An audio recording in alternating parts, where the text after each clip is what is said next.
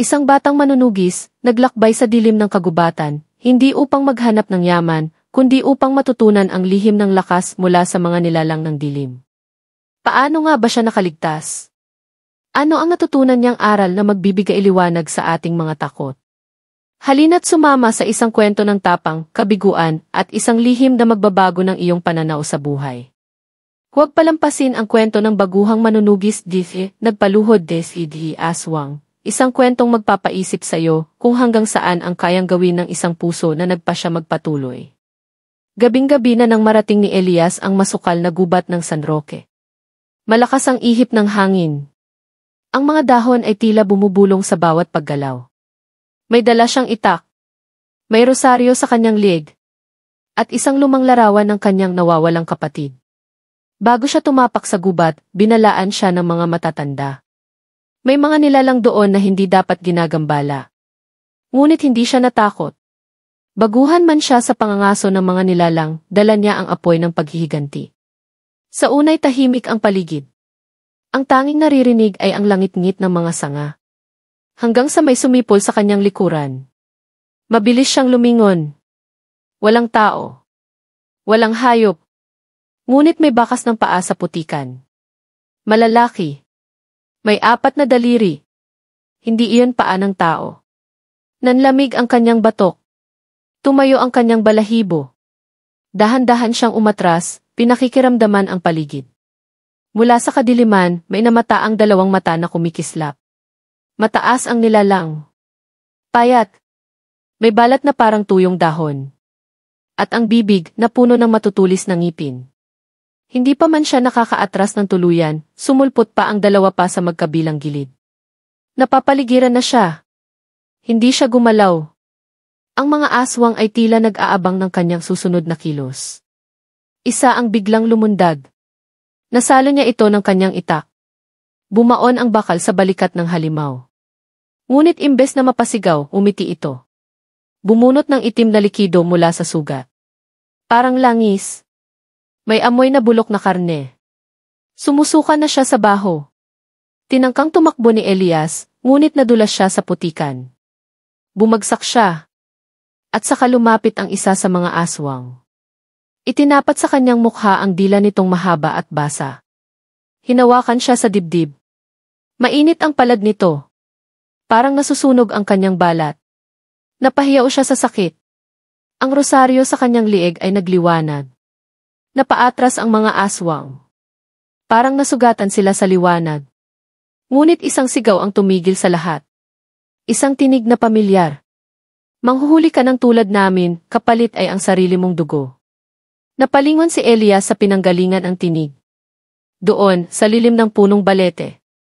Lumabas ang isang nilalang. Mataas. May mahabang buhok. At mga matang ubod ng lungkot.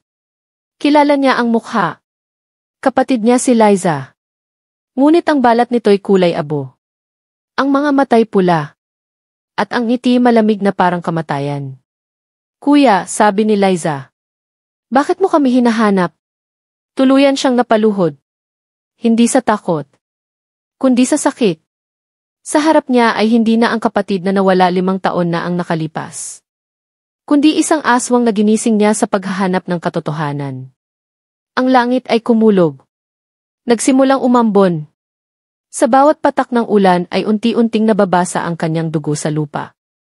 Ang mga aswang ay hindi umatake. Hindi rin umalis. Sabay-sabay silang lumuhod. At saka bumulong ng isang dasal sa wikang hindi niya naintindihan. Ang gabi ay parang hindi na matatapos.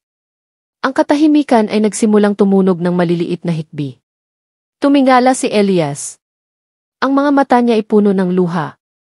Ang halimaw ay ang taong gusto niyang iligtas. At siya ang dahilan kung bakit ito tuluyang nagbago. Gusto mong ituloy ang kwento, lumapit si Liza sa kanya. Dahan-dahan. Hindi na siya takot. Hindi na rin siya lumalaban. Hinaplos ni Liza ang kanyang pisngi. Malamig ang kamay nito. Parang yelo na may halong pighati. Hindi mo na ako mababawi, kuya, bulong ni Liza. Hindi mo na ako mailalabas sa dilim. Napapikit si Elias. Ang mga alaala ng kabataan nila ay nagbalik sa isip niya. Mga araw ng taguan. Mga gabi ng kwentuhan.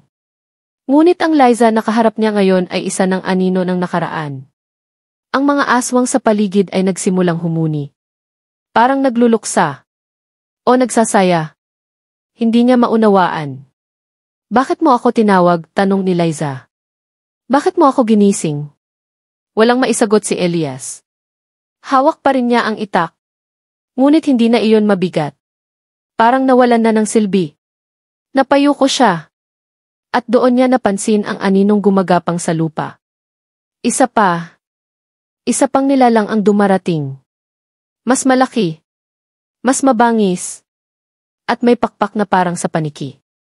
Tumigil ang pag-ambon. Tumigil din ang mga aswang sa kanilang pag-awit. Ang bagong dating ay dumiretso kay Elias. At tumingin kay Liza. Hindi mo sinabi na may alay ka ngayong gabi, sabi nito. Ang boses ay malalim. Parang kasabay ng lupa sa bawat salita. Hindi siya alay, sagot ni Liza. Siya ay alaala. Siya ay tanikala. Ngumiti ang halimaw.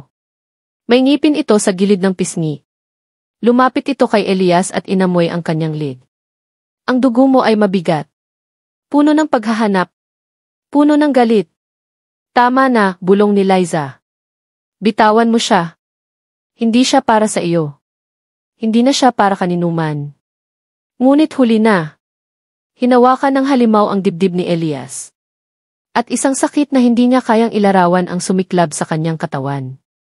Parang binuksan ang bawat ugat. Parang sinisilip ang pinakailalim ng kanyang kaluluwa. Napahiyaw siya. Napuno ng sigaw ang kagubatan. At sa gitna ng lahat ng iyon. Sa gitna ng sakit. Sa gitna ng kadiliman. May isang liwanag na sumiklab mula sa kanyang puso. Isang liwanag na hindi mula sa rosaryo. Hindi mula sa langit. Kundi mula sa isang lihim na hindi niya kailanman naintindihan. Isang sumpa. O isang basbas. At sa isang iglap. Nagbago ang lahat. Gusto mong ituloy? Ang liwanag ay hindi basta liwanag.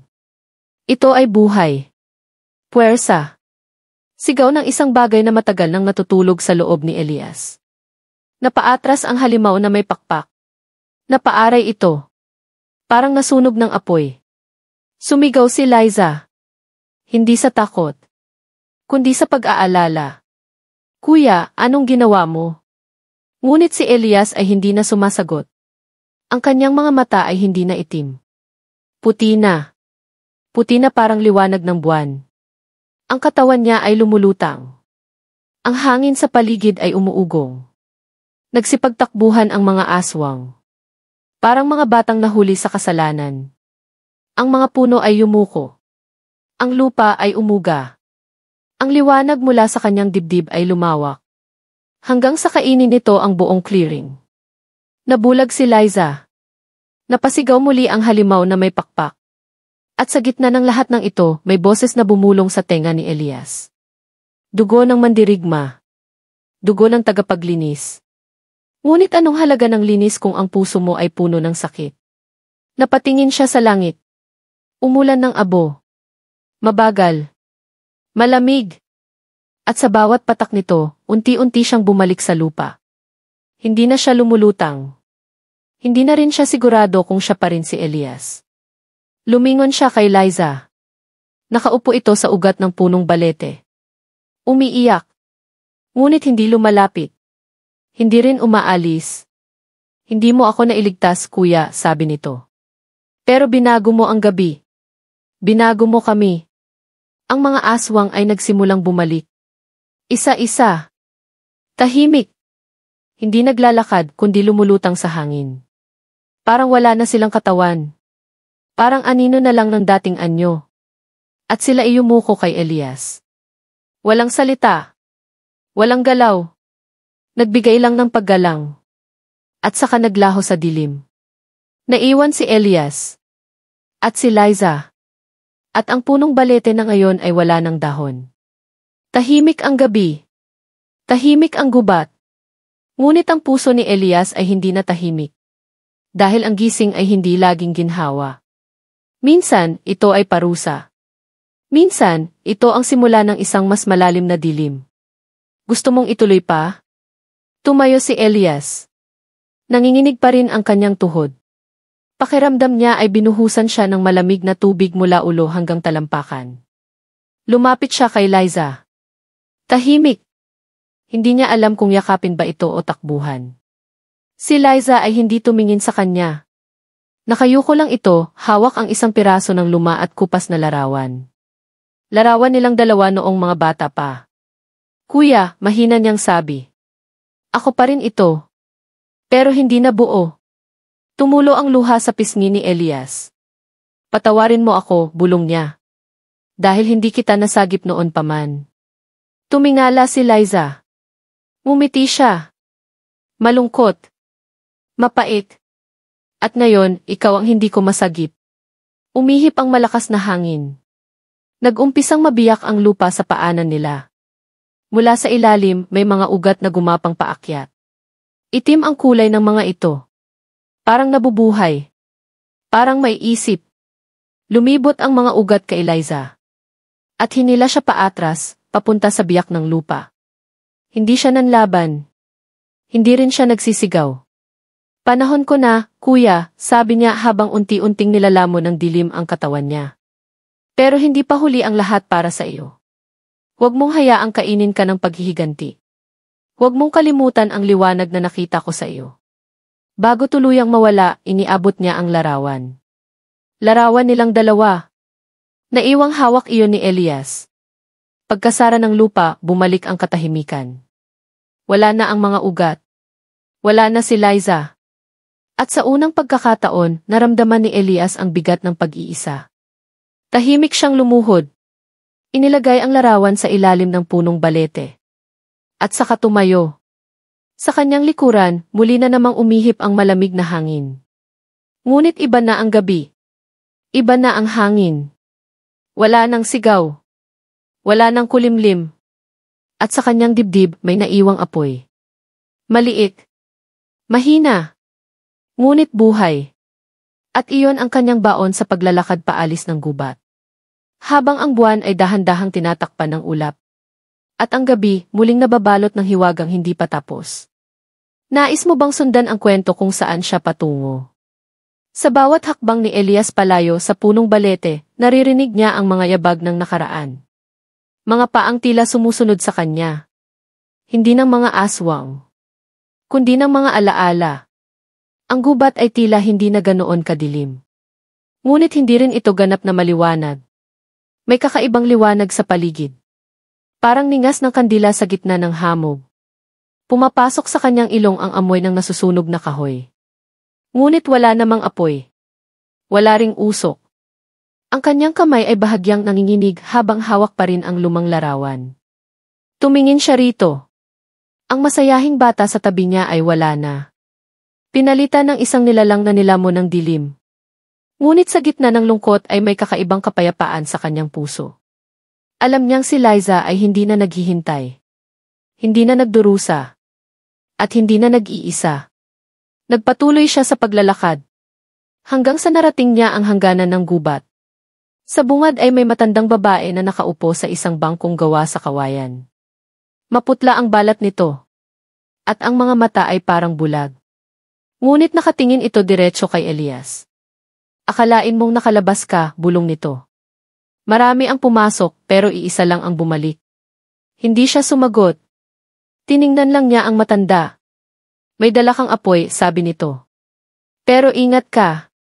Ang apoy, kapag hindi iningatan, nagiging apoy pa rin pero ng pagkasunog. Bago siya makapagtanong, tumayo ang matanda at naglakad palayo, parang walang pakialam kung sinusundan siya o hindi. Iniwan siya sa hangganan. Tahimik. Kumakagat ang lamig. Tumikim si Elias. Tumingin sa langit. Wala na ang ulap. Bumalik na ang mga bituin. At doon niya napagtanto. Ang dilim ay hindi mawawala. Pero may mga taong isinisilang para harapin ito. At ngayon, siya na iyon. Hindi na siya isang baguhang manunugis. Siya na ang kwento. Siya na ang babala. Siya na ang apoy sa gitna ng gabi. At ang kanyang laban ay ngayon pa lamang nagsisimula.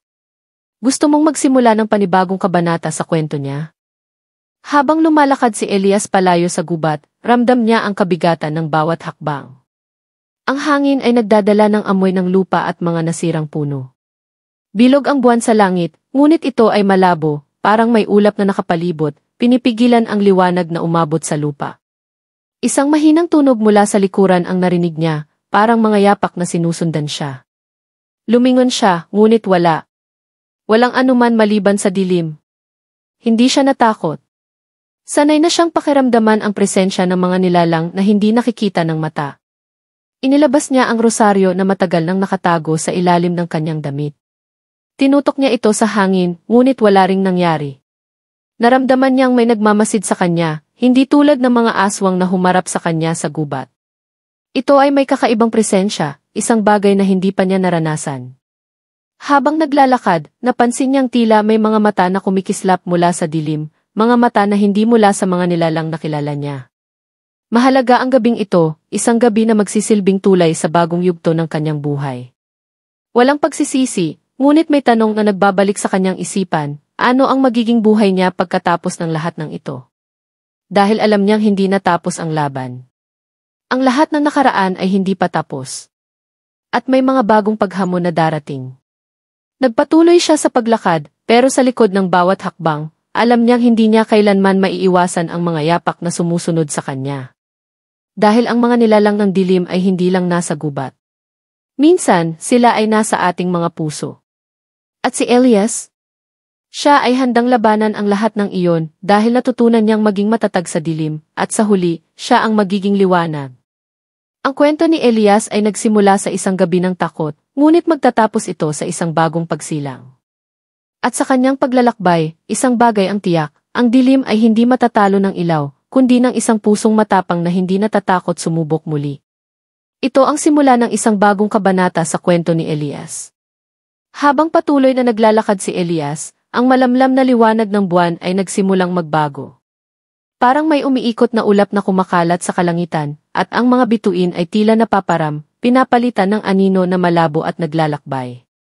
Kahit anong anggulo ang tignan, ang daan ay tila nagiging mas makapal, parang ang hangin at lupa mismo ay humahapil sa kanyang mga paa, humihigop sa kanya. Ramdam niya ang matinding pagkabigat sa dibdib.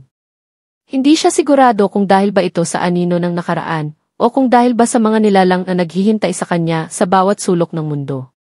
Kahit na ang kanyang puso ay puno ng pighati, may bagong lakas ang sumik mula sa kanya. Ang apoy na nabuo sa kanyang dibdib ay hindi naglalaho. Ito ay lumalago, nagsisilbing gabay at kalasag. Pero sa kabila ng lahat ng ito, alam niyang hindi pa siya handa sa lahat ng susunod na pagsubok. Ang pakiramdam ng pagkatalo ay sumisiksik pa rin sa kanya. Sa bawat hakbang, ramdam niya ang kagalakan at takot na magkasama. Puno siya ng tanong, paano niya lalabanan ang mga nilalang na hindi kayang makita ng iba? Paano siya magiging guro kung siya mismo ay isang mag-aaral pa? Ang gabi ay nagsimula ng magbago. Ang mga paligid ay nagsimula ng magdilim palalo. Sa gitna ng lahat ng ito, isang liwanag na mula sa malayo ang nakita niya. Isang ilaw na parang pinagmumula ng pag-asa. Pinili niyang sundan iyon. Habang papalapit siya, napansin niyang may isang tao na nakatayo sa tabi ng ilaw. Isang lalaki, nakasuot ng itim na kapa. May malalim na mata at mukha na pawang mga lihim. Elias, sabi ng lalaki, ang tinig ay malamig at matalim. Alam mo ba kung bakit ikaw ang pinili? Nagulat si Elias. Ang tanong na iyon ay tila pumasok sa kanyang isipan ng hindi inaasahan. Pinili, tanong niya, hindi maintindihan kung anong ibig sabihin ng lalaki. Bawat paglalakbay ay may dahilan, sagot ng lalaki. Bawat hakbang ay may layunin. Ikaw ay pinili upang maging tagapagbalanse sa pagitan ng liwanag at dilim. Ngayon, kailangan mong magdesisyon, tatanggapin mo ba ang iyong kapalaran? Naramdaman ni Elias ang bigat ng mga salitang iyon. Ang tanong ay hindi lamang para sa kanya, kundi para sa lahat ng maglalakbay sa dilim, kung tatanggapin nila ang kanilang misyon o magpapadala sa takot at kawalan ng pag-asa. Nagkaroon siya ng sandaling katahimikan. Tiningnan niya ang lalaki at sa mga mata nito, nakita niya ang malalim na pag-unawa.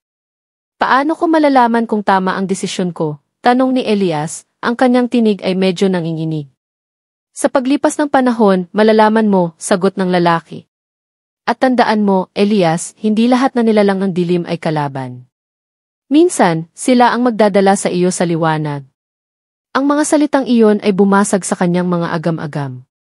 Si Elias ay naglakad palapit sa lalaki na ngayoy unti-unting nagiging malabo sa kanyang paningin.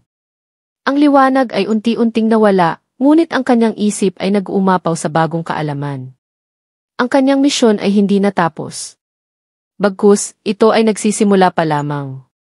At sa kabila ng dilim na nagsasayaw sa paligid, napagtanto niya na ang tunay na lakas ay nagmumula sa pagtanggap sa ating sariling takot at ang lakas na kailangan upang labanan ito. Si Elias ay hindi lamang isang manunugis. Siya ngayon ay isang tagapagbalanse. At sa bawat gabi na susubok sa kanya, may dalang bagong liwanag. Ang mga salitang iyon ay nagbigay ng bagong pag-asa kay Elias, ngunit may mga tanong pa rin na bumabagabag sa kanyang isipan. Habang naglalakad siya palayo mula sa liwanag na nagsimulang maglaho, naramdaman niyang ang bawat hakbang ay nagiging mas matatag. Tulad ng isang taong naglalakbay sa dilim, hindi alam kung anong hahanapin o makikita, ngunit patuloy pa rin siyang sumusulong. Kahit ang kalikasan ay nagbago. Ang mga puno ay nagbigay ng kakaibang tunog, parang ang mga ugat ay nagsasalita sa ilalim ng lupa, nag-uusap tungkol sa mga nangyari at mga darating pang pagsubok. Nang marating niya ang hangganan ng gubat, tumingala siya sa langit. Ang buwan ay muling sumik, maliwanag at buo. Ngunit ang mga bituin ay tila may mga bagong galak, isang uri ng liwanag na hindi nakikita ng mata, kundi nararamdaman sa puso. Ang kanyang puso ay muling nagbigay sigla. Hindi siya nag-iisa. Sa kabila ng lahat ng kalungkutan at takot, may mga nilalang na nakatago sa dilim, nagmamasid, handang magsuporta, hindi bilang kalaban, kundi bilang gabay sa mas mataas na layunin. Dahil ngayon, si Elias ay hindi na isang biktima ng dilim. Siya ay bahagi na nito. At gaya ng bawat nilalang na sumusubok maghanap ng liwanag sa gitna ng gabi, natutunan niyang tanggapin ang kabuntot na sakit ng misyon na tinanggap. At doon, sa hangganan ng gubat, sa ilalim ng maliwanag na buwan, siya ay nagpasya. Hindi niya kailangan laging manalo laban sa dilim o maging malakas sa bawat laban. Ang tunay na lakas ay natutunan niyang magmula sa pagtanggap sa kanyang kahinaan, sa kanyang takot at sa pagkatalo. Dahil ang pinakamalalim na dilim ay hindi nagtatagal. Ang liwanag, kahit na minsang mahirap hanapin, ay palaging nariyan, nagsisilbing gabay. Kahit na ang kanyang laban ay hindi pa natatapos, alam niyang may isang bagay siyang natutunan. Ang pinakamahalaga ay hindi kung paano siya magsimula o magtapos, kundi kung paano niya haharapin ang bawat hakbang sa paglalakbay na ito. At sa gabi ng mga aswang, sa gitna ng dilim, natutunan ni Elias na siya ay hindi lamang tagapaghiganti. Siya ay isang tagapagbantay, isang guro, at higit sa lahat, isang manlalakbay na patuloy na nagsusubok, natututo at lumalaban. Ang kwento ni Elias ay patuloy. Habang patuloy na naglalakbay si Elias, natutunan niyang yakapin ang bawat hakbang ng kanyang landas. Hindi na siya natatakot sa dilim, bagkus, tinanggap na niya ito bilang bahagi ng kanyang paglalakbay. Ang mga gabi na puno ng takot at pangarap ng mga aswang ay nagsilbing mga aral sa kanya. Ang bawat hakbang ay nagdudulot ng bagong kaalaman, bawat pagninilay ay nagiging daan upang mas lalalim ang kanyang pag-unawa sa sarili at sa mundo sa paligid niya. Sa bawat kanto ng gubat, nararamdaman niyang may mga mata na muling nagmamasid, hindi sa paraan ng pananakot, kundi bilang mga gabay. Ang mga nilalang ng dilim na minsan ay kinatatakutan, ay may mga lihim na kaalaman na hindi kayang ituro ng sinuman. At sa bawat hakbang, natutunan niyang hindi laging nakasalalay sa lakas at tapang ang tagumpay. Minsan, ang pinakamahalaga ay ang pagkakaroon ng lakas ng loob na tanggapin ang ating sariling kahinaan. Sa isang tagpo ng gabi, habang tinatahak ni Elias ang isang liblib na daan, nakatagpo siya ng isang batang mang-ugong ng plauta. Ang bata, na may mata na puno ng kalungkutan, ay nagbigay sa kanya ng isang ngiti bago nagpatuloy sa kanyang tugtugin. Ang musika ng dilim ay hindi palaging malungkot, Elias, sabi ng bata. Minsan, ito ay nagsisilbing paalala na sa kahit pinakamadilim na sandali, may mga tunog ng pag-asa. Naramdaman ni Elias na may isang bagay na nagbago sa kanyang puso. Ang tugtugin ng plauta ng bata ay sumundot sa kanyang kaluluwa, parang tinutok ang bawat nota sa mga sugat na natamo niya sa kanyang buhay. Ngunit ang musika ay hindi nagdulot ng sakit, bagkus, ito ay nagbigay liwanag, isang uri ng kapayapaan sa kanyang isipan. Binigyan siya ng lakas ng musika upang magpatuloy sa landas na may bagong pananaw sa mga laban na haharapin pa niya. Hindi mo kailangan magmadali, Elias, narinig niyang muling tumugtog ang plauta. Ang bawat hakbang mo ay may halaga at sa bawat hakbang mo may bagong aral. Naglakbay pa siya ng mas matagal, dumaan sa mga bundok at lambak, hanggang sa makarating siya sa isang lugar na hindi pa niya narating. Isang kabundukan na may mga puno ng mahogany, ang hangin ay malinis, at ang kalikasan ay tahimik na nagsasabing may mahalagang bagay na naghihintay sa kanya. Dito, naramdaman niyang hindi na siya nag-iisa. Ang mga nilalang ng dilim, ang mga aswang, at lahat na nilalang na nagmamasid mula sa malayo, sila ay hindi nakalaban. Sila ay mga kasamahan sa kanyang paglalakbay. Si Elias ay natutong tanggapin ang mga kabuntot na sakit ng paglalakbay at, sa kabila ng lahat ng dilim, siya ay natutong maging liwanag para sa iba. At sa bawat gabi na dumarating, habang ang mga aswang ay patuloy na umiikot sa dilim, natutunan ni Elias na maging gabay, hindi lang para sa sarili kundi para rin sa mga natatakot.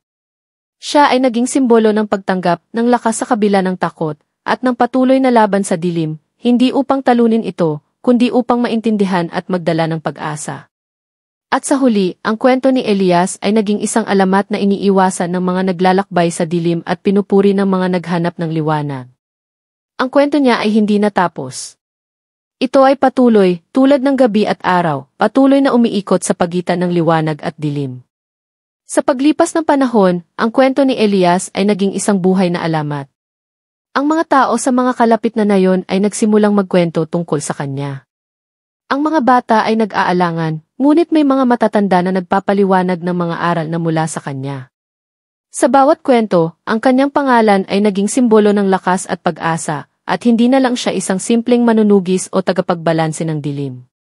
Siya ay naging gabay para sa mga nawawala at takot na naglalakbay, hindi lang sa gubat kundi sa buhay mismo. Ang mga nilalang na tinutukoy nila noon bilang mga aswang ay nagkaroon ng bagong kahulugan, hindi na sila laging kalaban, kundi mga nilalang na nagbigay tiwala at nag-alaga sa mga naglalakbay sa dilim. Si Elias, sa kabila ng kanyang malalim na sugat at mga naranasang pagsubok, ay hindi tumigil sa pagtanggap at pagtulong sa iba. Bilang tagapagbalanse, natutunan niyang hindi lahat ng laban ay nakikita ng mata. Minsan, ang pinakamahalaga ay ang pakiramdam ng pagkakaisa at ang malalim na koneksyon sa kalikasan at sa mga nilalang sa paligid. Isang araw, habang si Elias ay naglalakad muli sa gubat, nakatagpo siya ng isang batang naglalakad ng mag-isa. Nakita niya ang takot sa mata ng bata, at ito ay nagbalik ng mga alaala ng kanyang sariling kabataan, panahoong puno ng takot at pangarap. Lapit siya sa bata at nagtanong, "Bakit ka nag-iisa?" Ang bata ay tumingin sa kanya at nagsabi, "Natatakot po ako. Hindi ko po alam kung anong mangyayari sa akin." Hinawakan ni Elias ang kamay ng bata. Ang kanyang mga mata ay punong-puno ng malasakit at pag-unawa. "Hindi ka nag-iisa," sabi niya ng tahimik. "Hindi mo kailangang magtakot. Lahat tayo ay may mga dilim na tinatahak, ngunit ang liwanag ay palaging nandyan. Minsan, ang kailangan mo lang ay makatagpo ng isang gabay na magpapakita sa iyo ng tamang landas." Pinangunahan ni Elias ang bata papunta sa mga bundok. Dahan-dahan, tinitiyak niyang walang matatakot sa kanya, at sinisiguro na ang bawat hakbang ay maihalaga at layunin. Sa kanilang paglalakbay, napansin ng bata ang mga nilalang sa paligid, mga aswang na hindi na nagtatago, ngunit nagsisilbing gabay at tagapagbantay. "Ang mga aswang po ba, hindi na po bang kalaban?" tanong ng bata. Si Elias ay ngumiti, hindi na. Sila ang mga hindi natakot magbago. At tayo, lahat tayo, ay may kakayahang magbago. Kapag natutunan mong tanggapin ang dilim, matutunan mong mahalin ang liwanag. Bilang isang tagapagbalanse, natutunan ni Elias na hindi ang pagtalikod sa dilim ang magdudulot ng kapayapaan, kundi ang pagtanggap at pag-unawa sa kanya. Ang kwento ng kanyang buhay ay naging isang simbolo ng pag-asa para sa bawat nilalang, hindi lamang ang mga tao, kundi pati na rin ang mga nilalang ng gabi. Ang kanyang paglalakbay ay patuloy, hindi natatapos, dahil ang bawat hakbang na ginagawa niya ay isang paalala na sa kahit pinakamadilim na daan, mayroong liwanag na naghihintay. At sa huli, si Elias ay naging higit pa sa isang alamat. Siya ay naging isang gabay, isang lider ng mga naglalakbay sa dilim, isang tagapagbalanse ng buhay at kamatayan, isang tunay na tagapagtanggol ng liwanag sa gitna ng mga pagsubok ng dilim. Si Elias ay naging isang pangalan na hindi na matutumbasan ng alinman sa mga alamat. Ang kanyang kwento ay naging gabay sa mga nangungulilang kaluluwa, sa mga nawawala sa kanilang landas, at sa mga takot na naghahanap ng lakas. Habang naglalakbay siya sa mga liblib na lugar, tinutulungan niya ang mga naglalakad sa dilim, ipinapakita sa kanila kung paano tanggapin ang mga pagsubok at paano yakapin ang kanilang mga takot at kahinaan. Ang kanyang paglalakbay ay patuloy na umaabot sa mga nayon, sa mga liblib na baryo, sa mga kabundukan at gubat. Kahit hindi na siya nagpapakita sa harap ng karamihan, ang kanyang pangalan ay patuloy na bumangon sa bawat kwento ng mga matatanda at bata, sa bawat hihip ng hangin na dumadaan sa mga puno ng mahogany. Minsan, may mga dumating na hindi pa nakakaranas ng dilim at takot. Sila ay naging matatag, ngunit sa kalagitnaan ng kanilang lakbay, dumaan sila sa mga pagsubok na hindi nila kayang paghandaan. Doon, kung saan ang dilim ay humahapil, at ang takot ay patuloy na umuusig sa kanila, natutunan nilang tumingin sa kanilang paligid. Nakita nila ang mga anino, at naramdaman nilang may mga mata na nagmamasid, hindi bilang mga mang-uusig, kundi bilang mga tagapagtanggol.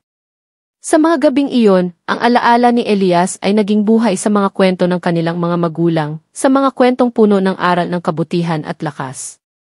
Si Elias ay hindi lang isang manunugis, sabi ng isang matandang mang-ugong. Siya ay isang guro. Isa siyang gabay na magtuturo sa atin kung paano maglakbay sa dilim ng buhay.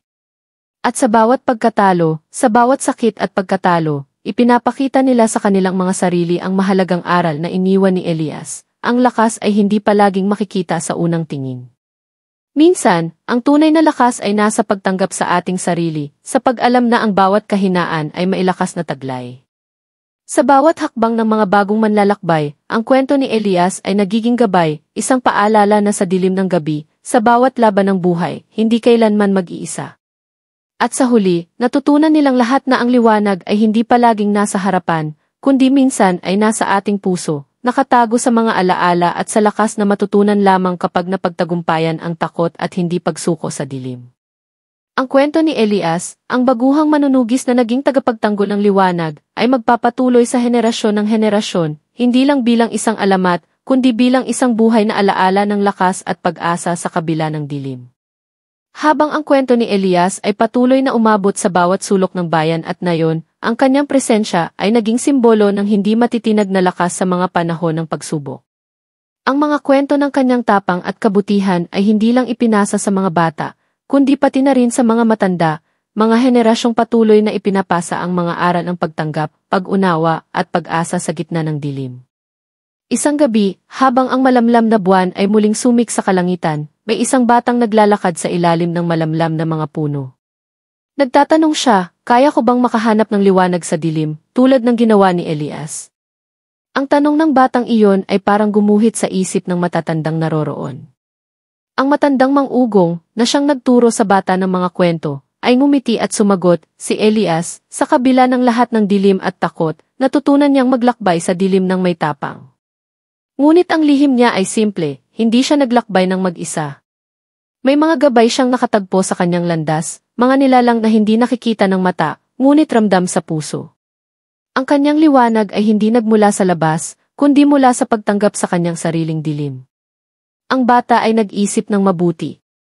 Ibig mong sabihin, hindi ko kailangang maging malakas tulad ni Elias para magtagumpay? Hindi, sagot ng matanda. Kailangan mong maging matapang. Hindi para labanan ang dilim, kundi para tanggapin ito. Ang mga hakbang na gagawin mo ay hindi palaging makikita ng iba, ngunit ang bawat hakbang ay mahalaga. Tulad ni Elias, magiging guro ka rin sa mga darating na panahon. Dahil sa mga kwento ni Elias, natutunan ng mga bagong henerasyon na ang liwanag ay hindi palaging nasa harapan, kundi sa mga hakbang na hindi mo agad nakikita. Sa bawat gabi ng dilim, may mga aral na maghihintay. Ang mga henerasyon ng mga manlalakbay ay patuloy na nagsimulang maglakbay na may mga bagong pananaw, na ang dilim ay hindi palaging masama. Minsan, ang dilim ay lugar ng pagninilay, lugar ng pagkatuto, at lugar ng bagong lakas na ipinapaabot mula sa mga nakaraan. Ang pangalan ni Elias ay hindi na lamang isang alamat, kundi naging isang simbolo ng lakas ng loob at pagtanggap sa ating sariling dilim. Siya ay naging isang gabay sa mga hindi pa natututo at isang paalala na sa kabila ng lahat ng pagsubok, hindi pa huli ang lahat. Sa bawat hakbang na tinatahak ng bawat isa, si Elias ay patuloy na sumisikat sa kanilang alaala, hindi na bilang isang tagapaghiganti o isang manunugis, kundi bilang isang guro, isang tagapagtanggol ng liwanag at isang alagad ng tunay na lakas. At habang ang gubat at kalikasan ay patuloy na nagbabago, ang kwento ni Elias ay magpapatuloy, hindi lamang sa mga kwento ng matatanda at bata, kundi sa puso ng bawat naglalakbay na natutong yakapin ang liwanag sa dilim. Habang ang kwento ni Elias ay patuloy na umabot sa bawat henerasyon, ang mga kasaysayan ng kanyang buhay ay naging isang walang katapusang gabay para sa mga manlalakbay na muling humarap sa dilim ng kanilang buhay. Minsan, sa mga tahimik na gabi, may mga batang magkasama sa ilalim ng puno ng mahogany, nag-uusap tungkol kay Elias. Sa bawat kwento na naririnig ko, nararamdaman kong mas malakas ako, sabi ng isang batang babae habang pinagmamasdan ang malamlam na buwan. Hindi ko kailanman naisip na sa kabila ng dilim, may mga lihim na maaaring matutunan. Ang batang lalaki na kasama niya ay tumango, tama ka. Si Elias ay hindi nakatanggap ng tulong mula sa iba sa unang mga taon ng kanyang buhay. Pero nang natutunan niyang tanggapin ang kanyang dilim, natagpuan niya ang lakas hindi lang sa kanyang sarili, kundi pati sa mga nilalang na hindi nakikita ng mata. Dahil doon, natutunan niyang yakapin ang kanyang misyon. Ang batang babae ay nag-isip saglit, gusto ko ring maging katulad ni Elias. Hindi bilang isang manunugis, kundi bilang isang guro, isang tagapagtanggol ng liwanag. Isang gabay sa mga takot at dilim. Sa paglipas ng mga taon, ang mga anak ng mga manlalakbay ay nagsimulang magsanay ng mga aral na iniwan ni Elias. Sila ay nagsimula ng maglakbay, hindi sa mga gubat at kabundukan, kundi sa kanilang mga puso, naglalakbay sa mga takot na nararamdaman nila, ang mga pagsubok na humahadlang sa kanilang landas, at ang dilim ng kanilang mga kaisipan. Ang mga nilalang ng dilim, na minsan ay kinatatakutan, ay naging mga gabay na nagbukas ng daan para sa mga bagong manlalakbay. Hindi nila iniwasan ang dilim, hindi na nila kailanman hinangad na magtago mula rito. Sa halip, nakatagpo sila ng lakas upang maglakbay ng may kababaang loob at tiwala na hindi sila nag-iisa. Dahil kay Elias, natutunan nila na ang tunay na lakas ay hindi nagmumula sa pagtakbo mula sa takot, kundi sa pagharap at pagtanggap dito. Ang mga kwento ng kanyang buhay ay naging aral na ginagamit sa bawat henerasyon, isang paalala na sa bawat hakbang sa dilim, isang bagong liwanag ang maghihintay na matutunan mo lamang kapag natutunan mong tanggapin ang iyong sarili. Ang pangalan ni Elias ay naging isang simbolo ng pagbabago, hindi lamang para sa mga natututo ng bagong aral, kundi pati na rin sa mga nilalang ng dilim na hindi na naging kalaban kundi mga kasamahan sa paglalakbay. At sa bawat gabi na puno ng mga bituin, isang kwento ang patuloy na isinasalaysay ng hangin sa mga puno, sa mga bundok, at sa mga ibon. Isang kwento ng isang batang manunugis na natutong tanggapin ang kanyang dilim at sa pamamagitan nito ay nakatagpo ng tunay na liwanag. Hindi natapos ang kwento ni Elias. Ang kanyang misyon ay patuloy, hindi lang sa kanyang paglalakbay, kundi sa puso ng bawat isa na natututo mula sa kanyang aral. At sa huli, natutunan nilang lahat na, katulad ni Elias, sa bawat hakbang ng buhay, ang tunay na lakas ay hindi ang pagiging perpekto o hindi natitinag. Ito ay nasa ating kahinaan, sa ating mga takot, at sa ating kakayahang magpatuloy, hindi sa kabila ng dilim, kundi sa pamamagitan nito. Habang ang kwento ni Elias ay patuloy na isinasalaysay sa mga henerasyon, natutunan ng mga tao at mga nilalang ng gubat na ang tunay na lakas ay hindi nakasalalay sa pagiging matapang sa lahat ng oras, kundi sa pagtanggap ng bawat bahagi ng ating sarili, pati na ang ating mga kahinaan at takot. Sa mga nayon, ang mga kabataan ay nagsimulang magsanay hindi lamang ng lakas ng katawan kundi ng lakas ng loob. Bumangon sila mula sa bawat pagkatalo, natutunan nilang tumayo sa kabila ng mga pagsubok, at yakapin ang kanilang sariling dilim, ang mga aspeto ng kanilang buhay na nagdudulot ng takot, ang mga bahagi ng kanilang sarili na hindi nila kayang ipakita sa iba. Ang mga matatanda ay patuloy na nagkwento, ngunit hindi na ito isang kwento lamang ng tapang o ng mga laban. Ang mga kwento ni Elias ay nagsimulang magbukas ng mas malalim na pag-unawa sa bawat nilalang, na ang bawat isa ay may sariling laban na kailangan ipaglaban, ngunit hindi nila kailangang mag-isa. Isang gabi, isang batang naglalakbay ang napadpad sa isang matandang bahay sa gilid ng gubat. Siya ay napagod at nawala ng pag-asa, ngunit sa pagpasok niya sa loob ng bahay, nakita niya ang isang matandang mang-ugong na abala sa pagtugtog ng plauta. "Ikaw ba si Elias?" tanong ng batang naglalakbay. Ang matanda ay huminto sa pagtugtog at tinitigan ang batang may mga mata na puno ng pagod at takot. "Si Elias ay hindi na isang tao," sagot ng matanda. "Siya ay isang kwento, isang aral na nabubuhay sa bawat hakbang na ginagawa ng mga natututo mula sa kanya." Pumunta ang batang malapit at nagtanong, paano ko matutunan ang kanyang kwento? Paano ko matutunan ang lakas na mayroon siya? Ang matandang mang-ugong ay ngumiti at sinimulang tugtugin ang isang malumanay na melodya, isang awit na puno ng saya at kalungkutan. "Ang kwento ni Elias ay hindi isang bagay na matututunan ng mabilis," sabi ng matanda. "Ito ay isang buhay na patuloy na lumalaki at nagiging bahagi ng bawat paglalakbay. Ngunit kung nais mong matutunan ang kanyang lakas, kailangan mong maglakbay din, huwag matakot sa dilim. Matutunan mong tanggapin ang mga takot at hindi perpektong bahagi ng iyong sarili. Lahat na nilalang ay mayroong liwanag, ngunit tanging ang mga handang harapin ang dilim ang matututo kung paano ito itaguyod." Ang batang naglalakbay ay nakikinig, ang bawat tunog ng plauta ay tumago sa kanyang kaluluwa, at unti-unti, naramdaman niyang ang mga takot na matagal nang nagmumulto sa kanya ay unti-unting naglalaho. Ang gabing iyon ay naging isang simula ng bagong paglalakbay. Siya ay nagsimulang maglakbay hindi lamang sa pisikal na mundo kundi sa kanyang sariling kaluluwa, nang may bagong pananaw, hindi ang pagtakas mula sa dilim kundi ang pagyakap sa bawat hakbang na magdadala sa kanya sa mas maliwanag na bukas. At sa kabila ng mga bagong hamon na haharapin, natutunan ng batang iyon na ang bawat kwento ng paglalakbay ay isang buhay na simbolo ng lakas ng loob, na ang tunay na kahulugan ng tapang ay hindi laging nasusukat sa pisikal na lakas, kundi sa kakayahang tanggapin ang ating mga kahinaan at patuloy na maglakbay sa gitna ng dilim. Ang pangalan ni Elias ay magiging bahagi ng bawat kwento, ngunit hindi na ito isang pangalan na itinatangi lamang sa mga matatanda. Siya ay isang gabay sa lahat, sa bawat batang naglalakbay, sa bawat pusong natatakot, at sa bawat kaluluwang naglalakbay patungo sa liwanag. Ang kwento ni Elias ay magpapatuloy, isang buhay na kwento ng lakas, hindi sa kabila ng dilim, kundi sa pamamagitan nito. Habang ang kwento ni Elias ay patuloy na umabot sa mga kabataan at matanda, ang kanyang aral ay nagsimulang magbukas ng mga bagong pananaw sa bawat nilalang na naglalakbay.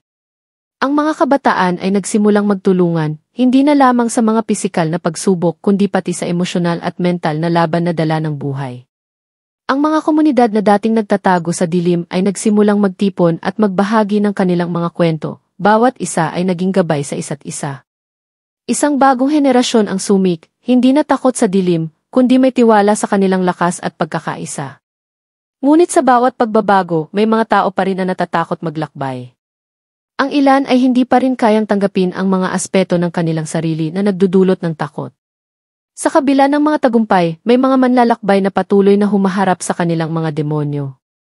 Ngunit alam nila, katulad ni Elias, na ang landas na tinatahak nila ay hindi kailanman madali. Isang araw, isang batang lalaki ang naglakbay patungo sa isang liblib na bahagi ng kagubatan. Siya ay nakatagpo ng isang matandang mang-ugong, na sa unang tingin ay parang hindi makalakad, ngunit ang mga mata ng matanda ay puno ng karunungan. "Pupunta po ako sa bayan," sabi ng batang lalaki. "May hinahanap po akong liwanag."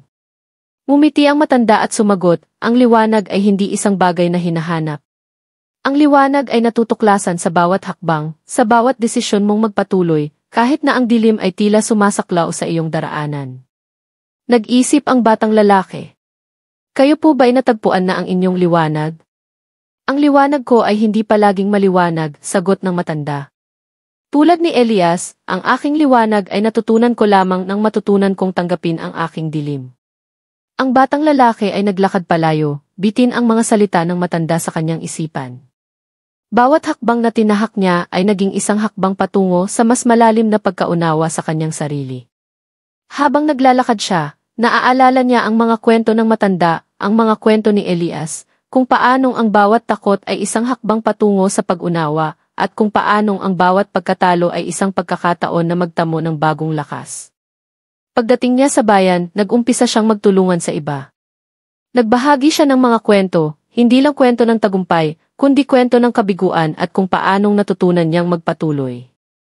Sa bawat hakbang ng batang lalaki, natutunan niyang ang liwanag ay hindi palaging isang bagay na makikita agad. Minsan, ang liwanag ay nasa mga kwento ng mga taong tulad ni Elias, sa mga hakbang ng pag-unawa sa ating sarili at sa pagtanggap sa ating sariling dilim. Sa huli, ang pangalan ni Elias ay patuloy na nagbibigay gabay sa mga bagong henerasyon. Ang kwento niya ay hindi na isang alamat na kinakalimutan, kundi isang buhay na prinsipyo na tinatahak ng bawat manlalakbay, isang buhay na kwento ng lakas na natutunan sa kabila ng dilim, at sa huli ay nagiging liwanag para sa iba. Ang aral na iniwan ni Elias ay magpapatuloy. Sa bawat bagong hakbang, ang kanyang kwento ay maghahatid ng pag-asa at gabay sa mga manlalakbay at ipapaalala sa kanila na, tulad ni Elias, ang tunay na liwanag ay matatagpuan hindi sa takot na tinatanggihan, kundi sa pagyakak sa lahat ng bahagi ng ating buhay, kabilang na ang dilim. Habang ang kwento ni Elias ay patuloy na umabot sa bawat sulok ng bayan at kabundukan, natutunan ng mga tao na ang tunay na liwanag ay hindi isang bagay na makikita sa malalayong lugar o sa mga bituin sa kalangitan. Ito ay isang liwanag na matatagpuan sa ating mga puso, sa ating mga desisyon, at sa bawat hakbang na ginagawa natin kahit na madilim ang ating daraanan. Isang araw, isang batang babae ang naglakbay sa gubat, dala ang mga kwento na narinig niya mula sa mga matatanda. Ang kanyang pangalan ay Maria. Lumaki siya sa mga kwento ni Elias, ngunit sa kanyang mga mata, ang mga kwento ay naging isang misteryo. Gusto niyang malaman kung paano nga ba nakatagpo si Elias ng lakas, at kung paano siya nakaligtas sa dilim ng gubat. Habang naglalakad, natanaw niya ang isang lumang bahay na itinayo sa tabi ng isang ilog, at sa loob ng bahay ay may isang matandang mang-ugong na abala sa paggawa ng mga kahoy na ukit. Pwede po bang magtanong, tanong ni Maria sa matanda habang naglalakad palapit. Tumingin ang matanda sa kanya at ngumiti. Anong maitutulong ko sa iyo, bata? Tinutukoy po ba ninyo si Elias? Tanong ni Maria, na puno ng pag-aalinlangan at kuryosidad. Paano po ba siya natutong maglakbay sa dilim? Ang matandang mang-ugong ay huminto sa pag-ukit ng kahoy at tumingin sa batang babae. Si Elias, gaya ng marami, ay natutong maglakbay sa dilim hindi sa pamamagitan ng mga armas o sa tapang ng katawan, kundi sa lakas ng loob na magpatuloy sa kabila ng lahat ng takot. Alam mo ba, ang tunay na lakas ay hindi palaging makikita sa mabilis na takbo o lakas ng mga kamay. Madalas, ito ay nasa tibay ng puso, sa kakayahang magtiwala na ang bawat hakbang ay magdadala ng bagong aral. Maria ay nag-isip sandali, hindi lubos maintindihan. Ibig po bang sabihin, kailangan ko lamang magpatuloy? Sagot ng matanda. Kailangan mong magpatuloy at huwag matakot sa mga bagay na hindi mo kayang kontrolin. Ang mga takot na nararamdaman mo ay bahagi ng paglalakbay at sa huli, matututo kang tanggapin ang mga ito. Habang iniisip ang mga sinabi ng matanda, ang mga ulap sa kalangitan ay nagbukas at ang isang sinag ng araw ay pumasok sa kagubatan, ang liwanag ay tumama sa mga dahon ng mga puno at kumislap sa ilog. Maria ay tumingin sa paligid at nakita ang kagandahan ng kalikasan, sa kabila ng lahat ng mga alon at dilim na dumaan sa kanyang buhay. Natutunan niyang ang liwanag ay hindi palaging nasa harap, ngunit matatagpuan sa mga simpleng bagay, sa mga hakbang na hindi mo inaasahan, at sa mga tao na nagpapakita sa iyo ng landas. Sa mga sumunod na linggo, si Maria ay nagsimulang maglakbay ng mas maligaya, dala ang mga aral ni Elias. Nakita niya ang bawat hamon bilang pagkakataon na matutong tumayo at magpatuloy, kahit na ang daan ay madilim at mahirap. Bawat hakbang ay naging isang paalala na sa bawat dilim, may liwanag na naghihintay sa dulo, at kadalasan, ang liwanag na iyon ay matatagpuan sa pagtanggap sa sarili at sa mga hakbang na magdadala sa iyo sa mas maliwanag na bukas. Sa mga darating na taon, si Maria ay naging isa sa mga gabay ng bagong henerasyon. Naglakbay siya hindi lamang sa kagubatan o sa mga bayan, kundi pati na rin sa mga puso ng mga kabataan at matatanda. Ipinasa ang aral ni Elias na ang tunay na lakas ay hindi mula sa kung ano ang nakikita, kundi sa kung paano natin tinatanggap ang ating mga kahinaan at natututo mula rito. At sa bawat kwento ng mga bagong manlalakbay, patuloy na binanggit si Elias, isang alagad ng liwanag na nagpatuloy sa paglalakbay, isang gabay sa mga takot at dilim, at isang paalala na ang bawat kwento ng paglalakbay ay isang pagninilay sa tunay na lakas ng puso. Sa paglipas ng mga taon, ang kwento ni Elias ay naging hindi lamang isang alamat ng bayan, kundi isang buhay na aral na patuloy na binubuhay ng bawat henerasyon. Ang kanyang pangalan ay naging simbolo ng lakas sa kabila ng dilim, at ang mga aral na iniwan niya ay nagsilbing gabay sa bawat manlalakbay na handang harapin ang kanilang sariling takot at hamon. Si Maria, na naging tagapagtanggol ng liwanag, ay patuloy na naglakbay sa bawat sulok ng mundo, hindi upang maghanap ng mga sagot, kundi upang magbigay ng gabay sa mga nangangailangan ng liwanag sa kanilang mga buhay. Isang gabi, habang ang buwan ay muling sumikat sa kalangitan, si Maria ay tumayo sa tabi ng isang maliit na ilog, tinitingnan ang mga alon na dahan-dahang dumadaloy sa ilalim ng dilim ng gabi. Naisip niya ang mga taong nakatagpo ng lakas sa kwento ni Elias, ang mga kabataang nagpatuloy sa kanilang paglalakbay, at ang mga kwento ng mga matatanda na nagbabalik ng mga aral na ipinasa mula sa nakaraan. Ang kwento ni Elias, sabi ni Maria sa kanyang sarili, ay hindi natapos. Ang kanyang liwanag ay patuloy na sumisikat sa bawat hakbang na tinatahak ng mga taong natututo mula sa kanya. Habang naglalakad siya pabalik sa kanyang nayon, naramdaman niyang ang bawat hakbang ay bahagi ng mas malaking paglalakbay, isang paglalakbay na hindi natatapos, kundi patuloy na umuunlad. At sa mga darating na taon, ang kwento ni Elias ay magiging isang hindi matitinag na pamanang magpapaalala sa lahat na ang bawat tao, sa kabila ng lahat ng takot at dilim, ay may kakayahang magtaglay ng liwanag sa kanyang puso. Si Elias ay hindi lamang isang pangalan o isang kwento. Siya ay naging isang simbolo ng pag-asa, isang gabay na nagbibigay lakas sa mga manlalakbay na handang harapin ang kanilang mga dilim, at isang paalala na sa bawat hakbang ng buhay, ang liwanag ay hindi kailanman malalayong mararating. At sa pagtatapos ng kanyang paglalakbay, Maria, tulad ni Elias, ay natutunan na ang bawat hakbang, sa kabila ng dilim, ay mailayunin. Ang tunay na lakas ay hindi nakasalalay sa kung gaano kataas ang ating narating, kundi sa ating kakayahang magpatuloy, magtiwala, at yakapin ang liwanag sa bawat paglalakbay, sapagkat sa bawat dilim, may liwanag na maghihintay.